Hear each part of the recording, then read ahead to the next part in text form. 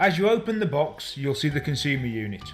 Firstly, remove the front cover and door assembly and then extract the chassis from the back box.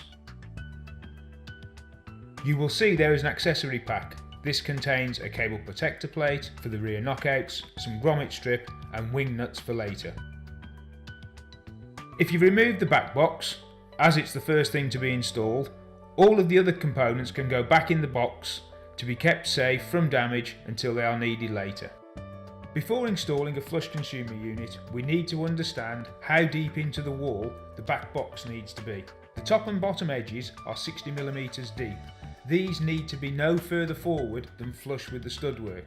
The side edges are 65mm deep. These raised edges allow you to have an edge to work up to with the plasterboard. There are knockouts on the top, bottom, sides and rear of the enclosure. This facilitates cable entry for many different installations. The cable entries at the top and the bottom of the back box leave you a knockout which can be protected by either using the included grommet strip or a 38mm open grommet.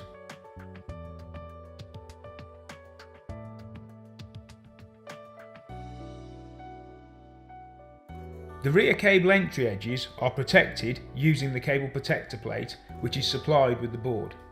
Simply cut out the sections of the plate where you would like to bring the cables through and clip the plate into the aperture left by the knockout.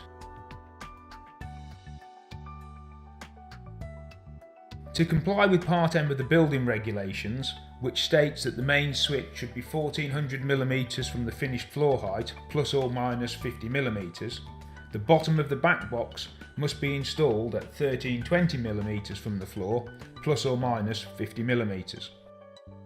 As long as the top and the bottom edges do not protrude forwards of the stud-work, the board will be able to be installed effectively. Once you've got the height and depth right, use the slots on the inside edges to fix screws into the woodwork, securing the back box in place. It's worth checking at this point that the top and bottom edge don't protrude forwards of the stud-work, as this will mean the board will be too far out of the wall when the cover is fitted. The top and bottom edges can sit up to 20mm back from the stud-work and the enclosure will still be able to be fitted.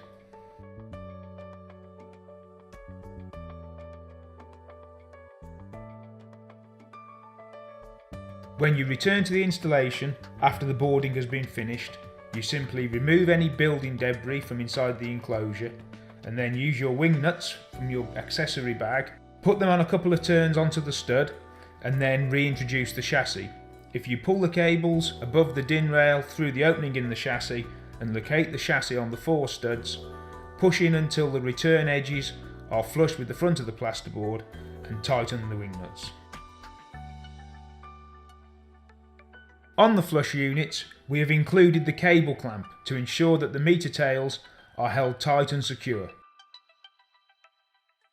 Remember, you must ensure to follow the torque settings in the instructions leaflet for all of the connections within the consumer unit, including the manufacturer's connections.